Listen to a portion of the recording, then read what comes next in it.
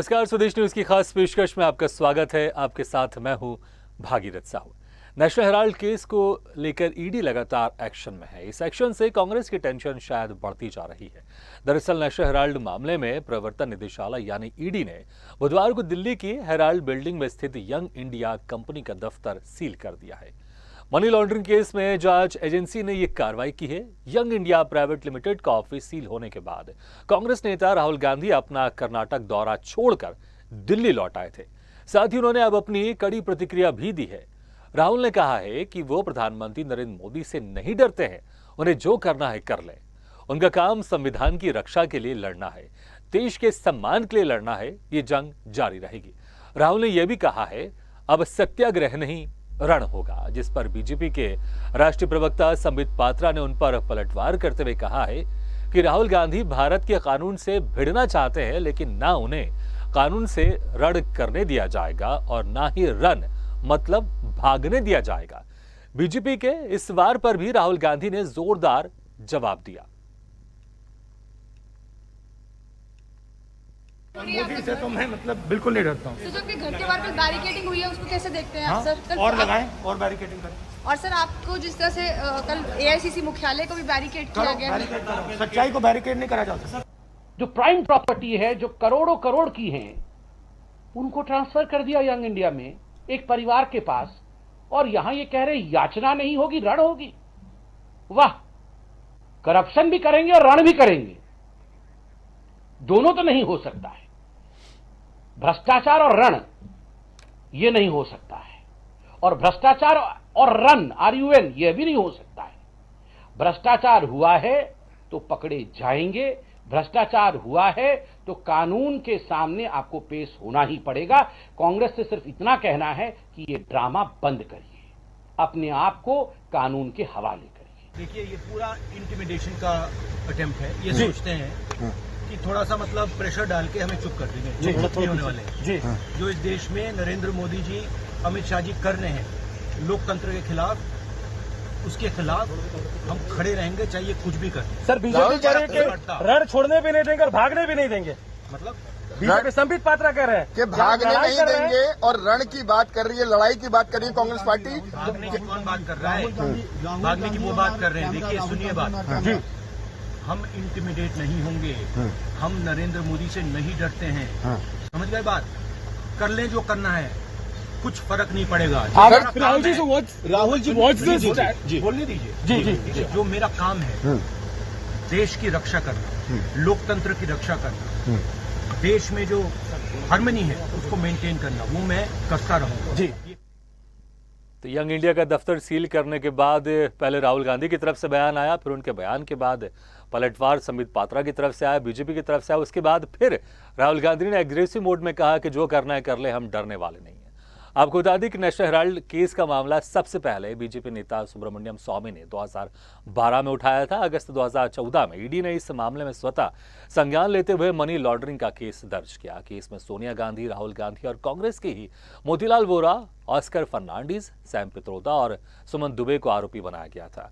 वहीं इस मामले में बीते मंगलवार को ही ईडी की टीम ने सुबह से देर शाम तक नेशनल हेराल्ड के दिल्ली, मुंबई और कोलकाता समेत 16 ठिकानों पर छापेमारी की थी। ये कार्रवाई सोनिया गांधी और राहुल से पूछताछ के बाद हुई। इस केस को लेकर बीजेपी नेता सुब्रमण्यम स्वामी ने कहा है कि जांच एकदम सही दिशा में चल रही है। स्वामी के मुताबिक नेशनल हेराल्ड केस में सोनिया गांधी और राहुल गांधी जेल जाएंगे। बहरहाल ईडी के एक्शन पर जो टेंशन है वो कितनी कम और ज्यादा है, इस पर अब चर्चा शुरू करते हैं। और चर्चा शुरू करने के लिए जो मेहमान हमारे साथ मौजूद है, मैं उनका तारुफ करा देता हूं। हमारे साथ सत्येंद्र चौधरी जी हैं, जो कि बीजेपी नेता है। सत्येंद्र जी, आपका स्वागत है खास पेशकश में। और अश्विनी हांडे जी हमारे साथ हैं, कांग्रेस प्रवक्ता है। अश्विनी जी, आपका भी बहुत बहुत स्वागत है। और साथ ही हमारे साथ है वरिष्ठ पत्रकार डॉक्टर सत्यप्रकाश शर्मा जी। सत्यप्रकाश शर्मा जी, आपका भी बहुत बहुत स्वागत है। सबसे पहले अश्विनी हांडा जी, क्या एक्शन पर कांग्रेस टेंशन में है क्या? एक्शन का रिएक्शन जो है वो राहुल जी ने दे दिया है और नहीं, रिएक्शन तो दिया उन्होंने, लेकिन क्या टेंशन में है क्या कांग्रेस? मैंने वही कहा ना, अगर टेंशन में होती तो ऐसा रिएक्शन नहीं होता। रिएक्शन साफ है कि जो भारतीय जनता पार्टी की मंशा आज से नहीं, ये प्रयोग जो है भारतीय जनता पार्टी पिछले कई दशकों से करती आ रही है, मोरारजी देसाई के टाइम से। और उसका जिस तरीके से इंदिरा जी को इन्होंने जेल में डाला था। उसके बाद इंदिरा जी ने जिस तरीके से जनता के साथ मिलकर भारतीय जनता पार्टी को जवाब दिया और पूरे देश से नस्ता नाबूद कर दिया, वही समय एक बार प्रयोग जो है वो आज भारतीय जनता पार्टी की जो प्रधानमंत्री हैं और उनके जो अनुयायी हैं वो कर रहे हैं। कांग्रेस के सिपाहियों को ललकार रहे हैं, कांग्रेस के नेताओं को ललकार रहे हैं, लेकिन इससे कुछ नहीं होने वाला है। जिस तरह से बात साफ रही है, जो आजादी और स्वतंत्रता में हमने अपना योगदान दिया है और देश को आगे बढ़ाने में जो हमने काम किया है, उससे भारतीय जनता पार्टी विचलित हो चुकी है और आज भारतीय जनता पार्टी उन्हीं प्रयोगों के बल पर एक बार और प्रयोग करने जा रही है। लेकिन इनको साफ बता दें कि भारत की जनता देख रही है, जो भी कांग्रेस के साथ आप प्रताड़ना कर रहे हैं उसका जवाब जनता देगी। और जिस तरह से समित पात्रा जी कह रहे हैं रन नहीं, अब आपका जो फन है वो कुचलना पड़ेगा। आपका जो फन फैला रहे हैं ना आप, वो अब फन कुचलना पड़ेगा, समय आ गया है। क्यों? क्योंकि आपने प्रतिशोध जो है वो आज क्या रास्ता अपनाएगी कांग्रेस, क्योंकि राहुल गांधी कह रहे अब सत्याग्रह नहीं रण होगा अगर, और आपकी पार्टी हमेशा गांधी जी को मानने वाली पार्टी है, सत्याग्रह की बात करती है, अहिंसा की बात करती है, और अब सत्याग्रह के बदले आप लोग रण करेंगे तो क्या करने वाले हैं? क्या अहिंसा पर उतरेंगे अब आप लोग? अहिंसा छोड़कर जी देखिए जो दौड़ में बिल्कुल जो गांधी जी का जो अहिंसा का मार्ग था, जो सत्याग्रह पे चलते थे, अब अहिंसा छोड़ के क्या आप लोग हिंसा पे उतरेंगे? नहीं, आप इसका गलत इसका मीनिंग निकाल रहे हैं। इसका मीनिंग ये है कि रन जो है वो हमेशा दौड़ के जीता जाता है। उस एथलीट जो है वो दौड़ता है और उसको लोगों अपने प्रतिद्वंदी को पिछाड़ता है, फिर वो आगे निकलता है। रन का मतलब नहीं है कि गन का, क्योंकि मानसिकता जो है वो अहिंसा की है और उसी के चलते जो है वो ये ऐसी बातें कर रहे हैं। लेकिन हिंसक जो प्रवृत्ति है भारतीय जनता पार्टी की, उसको हम आगे नहीं बढ़ने देंगे। हम अहिंसा के बल पर ही रन करेंगे और भारतीय जनता पार्टी के इस दुष्प्रचार को हम नस्ता नाबूद करेंगे। ये आपके चैनल पे बैठकर हम ये आश्वासन देना चाहते हैं पूरे भारत की जनता को।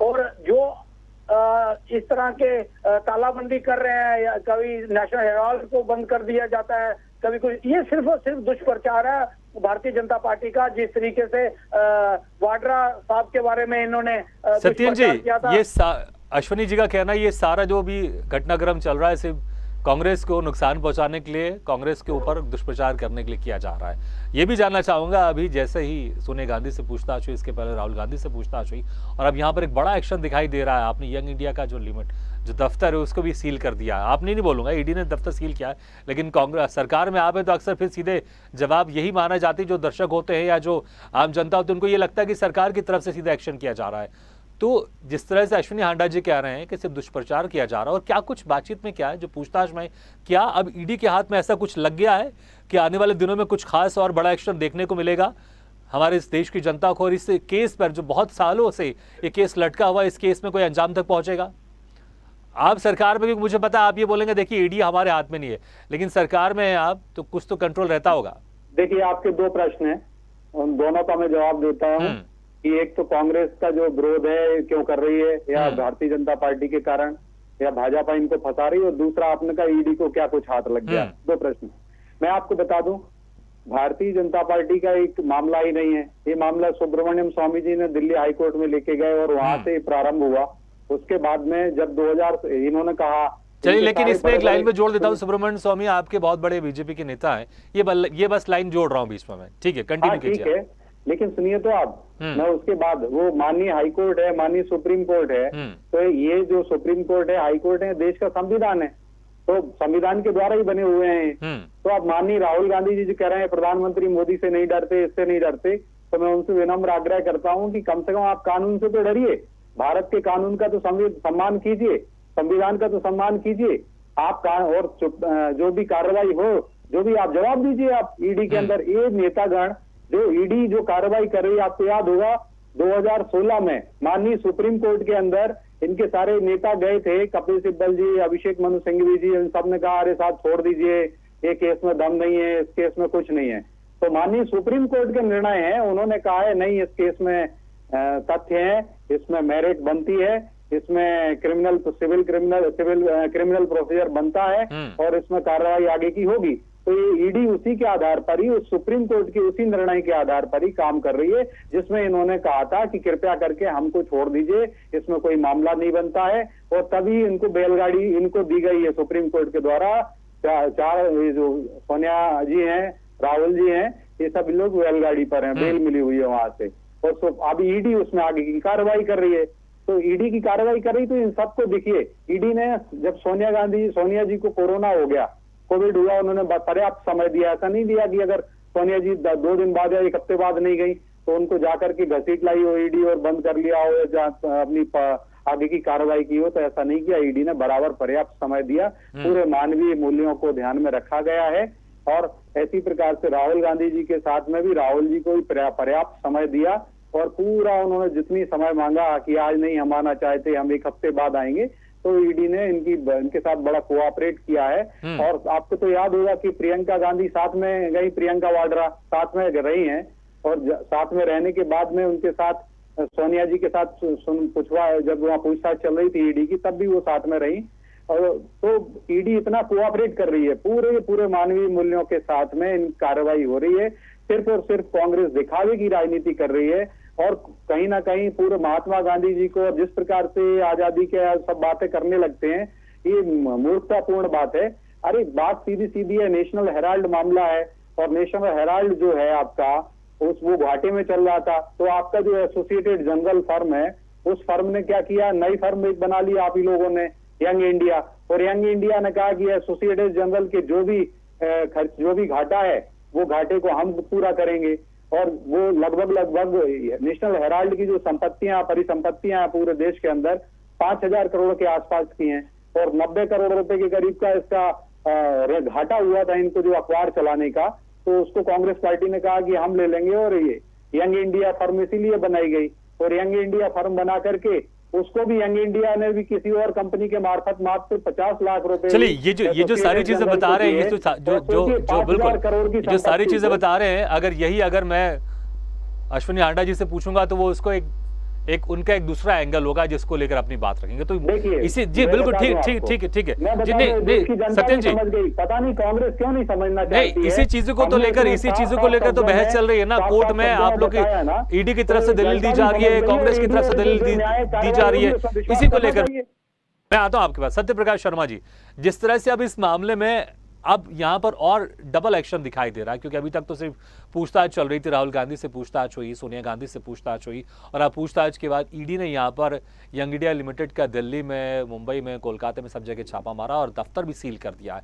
तो आपको लगता है कि अब इसमें जो एक्शन है और तेज होगा और कुछ महीने या कुछ सालों के अंदर इसमें एक पूरी जो कहते ना कि ये मामला कब रफा दफा होगा या फिर इस मामले का अंत कब होगा? क्या वो अंत दिखाई देगा या फिर इसी तरह से जब भी लोकसभा के चुनाव होंगे 1.5-2 साल पहले इस पर मामला गर्माता जाएगा, उसके बाद फिर ठंडे बस्ते में चले जाएगा?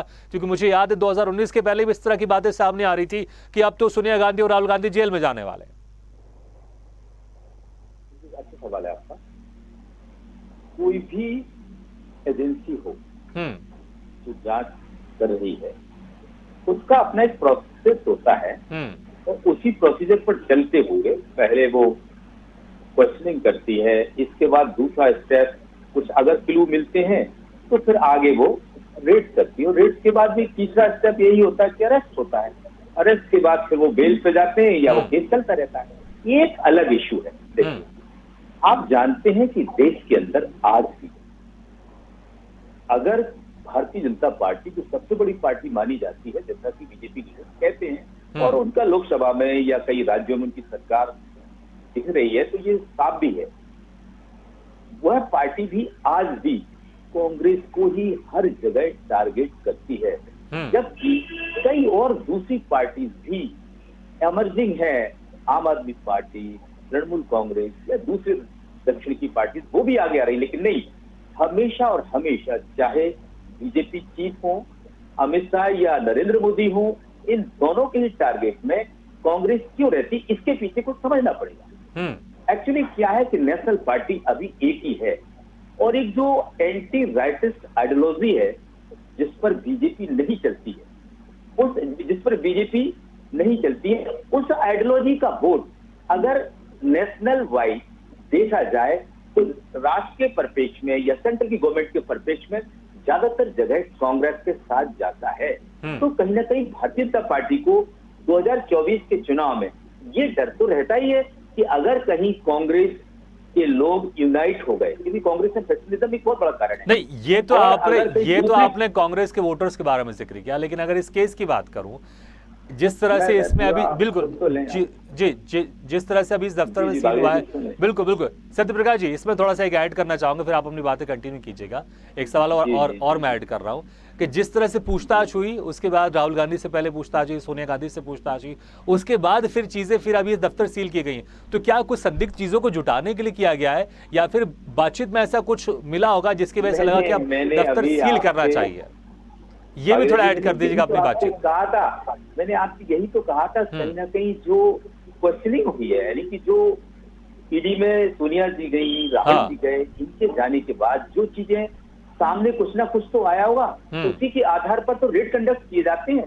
तभी तो रेड कंडक्ट किए गए हैं, मैं ये कहना चाह रहा हूँ। और अगर रेड में कुछ ऐसी चीजें मिलेंगी तभी तो फिर आगे चल के दूसरी कार्रवाइयां होंगी जो कानून सम्मत होगी या ईडी के जो नियम और कानून होंगे। लेकिन थोड़ा इसको पॉलिटिकल वे में समझिए, ये लीगल वे है ना, पॉलिटिकल वे में। एक्चुअली मैं जर्नलिस्ट हूं तो मुझे पॉलिटिकल एस्पेक्ट से इसको डिफाइन करना पड़ेगा। देखिए क्या है कि कहीं ना कहीं भारतीय जनता पार्टी अपनी नाव को 2014 से बहुत स्पीड में आगे ले जाती हुई देश में चल रही है, लेकिन कहीं ना कहीं महंगाई का मुद्दा, अनएम्प्लॉयमेंट का मुद्दा या जीएसटी में हाइक, इन चीजों पर जो एसेंशियल गुड्स हैं उन पर हाइक, ये कहीं 2024 में बड़े मुद्दे ना मिल जाए।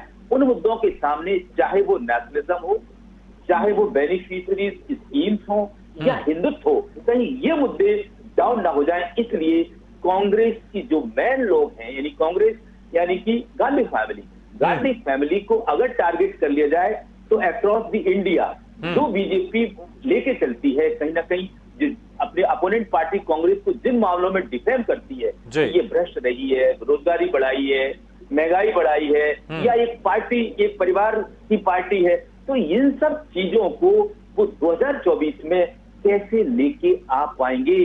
क्योंकि चलिए यही सवाल मैं सत्येंद्र जी से पूछ लेता हूं।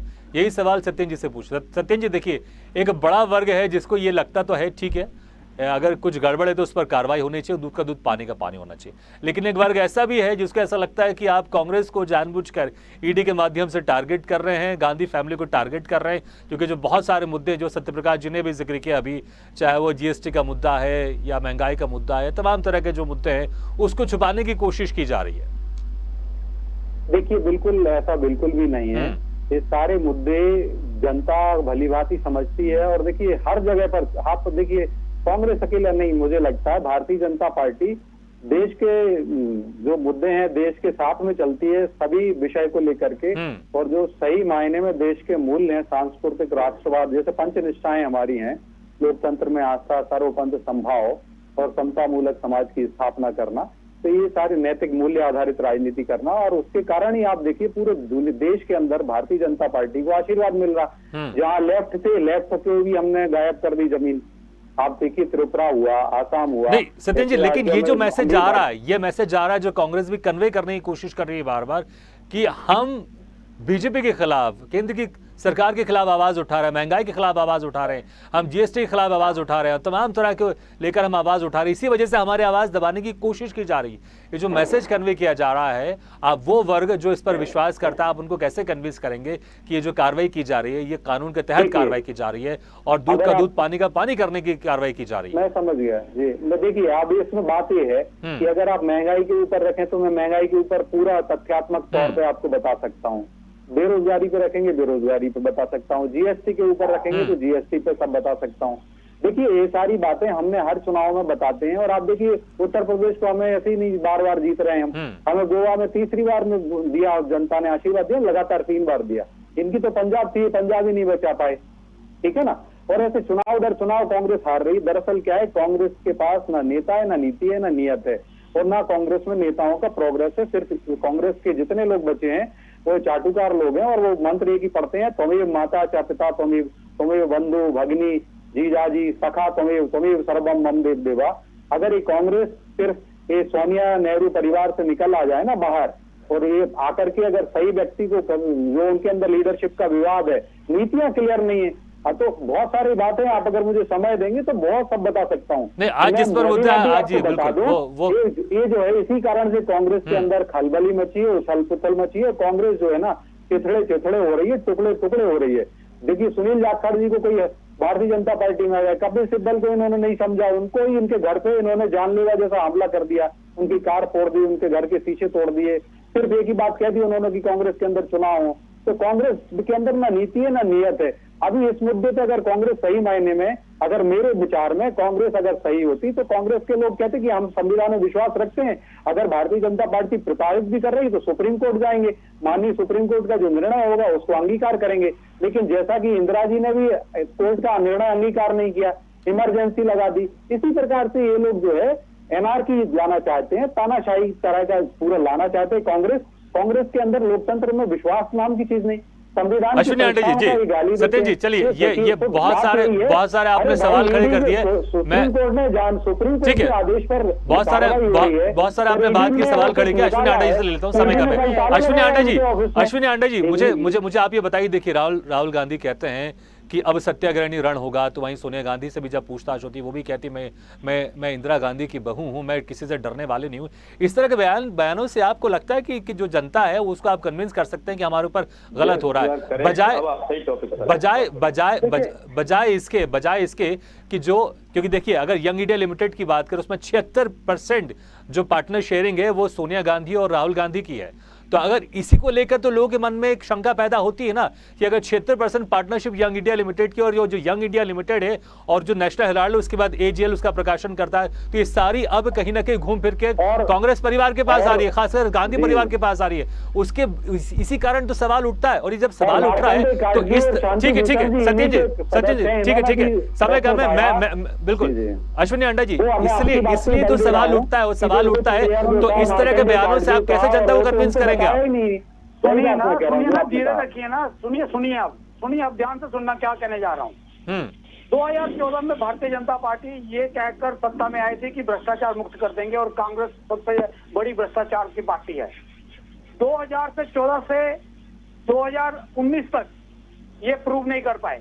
अरे आप जवाब दो, सीधा जवाब दीजिए साहब। आपने नेशनल हेराल्ड का पैसा पता नहीं कहाँ चले जाते हैं। अब सुन लीजिए, बोलने दो, डिबेट को होने दो। आप ही आप बोलेंगे फिर डिबेट क्या मतलब, सबको बोलते नहीं। हमने तो आपको भी सुना, उनको भी सुना, कहाँ हम बोल रहे हैं। अश्विनी आंटा जी अपनी बात कीजिए, फिर एक लास्ट कमेंट में सत्यप्रकाश शर्मा जी से भी लूंगा। 2019 में किसी भ्रष्टाचारी को भारतीय जनता पार्टी ने नहीं पढ़ा और ये कहते थे कि ये लोकपाल बनाएंगे। लोकपाल धरा का धरा रह गया, आज तक लोकपाल का पता नहीं है। अरे आपको पता ही नहीं लोकपाल बन गया था, कांग्रेस का नेता विपक्ष नहीं था, कांग्रेस के नेताओं ने। सत्येन जी समय कम है, अश्विनी आंटा जी को अपनी बात करने दीजिए, समय मेरे पास कम है, मुश्किल से 1 मिनट का। अश्विनी आंटा जी 20-30 सेकंड में अपनी बात कंप्लीट कीजिए आप प्लीज। लोकपाल बन गया था। 2019 आते आते आपने मार्क्स कार्ड पर नहीं आए, आप भी मांग के आए जनता से। आपके मल्लिकार्जुन खड़गे कहते थे नहीं मुझे उसमें वो बनाइए। नहीं, उसमें जब नेता विपक्ष आई आपको 10% सीट नहीं आई, आपकी 10% सीट लोकसभा में नहीं थी, आपको नेता विपक्ष का पद नहीं मिला। सत्येन जी समय कम है, बस अश्विनी आंटा जी को अपनी बात पूरी करने दीजिए, फिर एक लास्ट कमेंट लेना मुझे, समय कम है। सत्येन जी अश्विनी जी आप अपनी बात कंटिन्यू कीजिए आप। हाँ, Bharatiya Janata party marks card पर 2019 में वोट मांगने नहीं गई थी जनता के पास, ये भीख मांगने के थे कि हमारे 5 साल कम है, हमें 5 साल और तो हम भ्रष्टाचार मकाएंगे। चलिए, लेकिन जो मैंने सवाल पूछा आपसे अश्विनी आंटे जी, आपने उसका जवाब नहीं दिया। सत्यप्रकाश शर्मा जी एक लास्ट कमेंट दे दीजिए 15-20 सेकंड में बस। नहीं दे पाएंगे, डरपोक हैं। मेरी बात का मतलब क्या है? देखिए मैं आपको बताऊं, आपने सत्यप्रकाश शर्मा जी लास्ट आप अश्विनी जी समय कम हो गया है, समय ऑलमोस्ट खत्म हो चुका है, बस एक लास्ट कमेंट लेने दीजिए मुझे। सत्यप्रकाश जी बात कंटिन्यू कीजिए आप। हमने 4 गुना बढ़ा दिया 8 साल में। बहुत अच्छा प्रश्न अभी हांडा जी से पूछा था कि सोनिया जी राहुल जी की लगभग एक जैसे ही बयान क्यों आते कि मैं ना तो नरेंद्र मोदी, अमित शाह या इस गवर्नमेंट से डरती हूँ या डरता हूँ। ये कहीं ना कहीं ये बहुत जरूरी कांग्रेस के लिए दिखता तो है कि जैसा कि उनका जो आक्रामक रुख दिख रहा है, अगर ये आक्रामक रुख कार्य में परिणत हो जाए तो कांग्रेस के साथ भला होगा। हालांकि मैंने इस प्रकार के रुख राहुल जी के जब से नरेंद्र मोदी गवर्नमेंट में आए कई बार दिखे हैं, लेकिन पार्टी के अंदर, प्रोटेस्ट के अंदर, सत्याग्रह के अंदर ये चीज देखने को नहीं मिलती है। इसीलिए बिल्कुल इस तरह के बयान तो आते हैं, लेकिन उसका असर खासकर कांग्रेस के अंदर वो जान फूंकने में काम नहीं आता है। सत्यन जी, समय कम है इसलिए मैं आपके पास नहीं आ सकता, लेकिन बहुत बहुत शुक्रिया आपसे मेहमानों का। सत्यन जी आपका बहुत बहुत शुक्रिया, अश्विन आंडे जी आपका भी शुक्रिया, और सत्यप्रकाश शर्मा जी आपका बहुत बहुत शुक्रिया हमारे इस खास चर्चा में जुड़ने के लिए। तो एक्शन तो लगातार हो रहा है और उस एक्शन में टेंशन कितनी है कांग्रेस, ये जरूर देखना होगा। लेकिन कांग्रेस की तरफ से राहुल गांधी पूरे एग्रेसिव मोड में है, सोनिया गांधी भी एग्रेसिव मोड में है। वो अक्सर जब भी उनसे पूछताछ हुई थी ईडी की, उसके बाद उन्होंने कहा था कि मैं इंदिरा गांधी की बहू हूं, मैं किसी से डरने वाली नहीं है। तो वहीं राहुल गांधी ने भी कहा था कि हम भी किसी से डरने वाले नहीं है, नरेंद्र मोदी से हम डरने वाले नहीं है। लेकिन यहां पर अब ये जो कार्रवाई जिस तरह से लगातार आगे बढ़ती जा रही है, जनता भी चाहती है कि अभी जल्दी इसका पटाक्षेप हो। अगर कुछ है इसमें तो जो भी कार्रवाई होनी चाहिए, जिसको जेल जाना चाहिए उसको जेल भेजा जाए। लेकिन ऐसा नहीं हो कि जब भी लोकसभा के चुनाव हो उसके पहले ये जिन्न बाहर निकले और इस पर चर्चा होती रहे और बीजेपी ये आरोप लगाते रहे, बीजेपी ये कहती रहे कि अब राहुल गांधी, सोनिया गांधी जेल जाएंगे। लेकिन जैसे लोकसभा का चुनाव होगा उसके बाद ये मामला ठंडे बस्ते में चले जाएगा और कुछ साल के बाद फिर से ये मामला उठ जाएगा। लेकिन इस बार जनता चाहती है कि इसमें जो भी एक्शन लिया जा रहा है वो अंजाम तक पहुंचे। लेकिन एक्शन पर टेंशन में यहां पर दिखाई तो दे रही है कांग्रेस। इसी के साथ हमारे इस खास पेशकश में फिलहाल इतना है, लेकिन खबरों का सिलसिला लगातार जारी है। आप देखते रहिए स्वदेश न्यूज, सबसे पहले देश।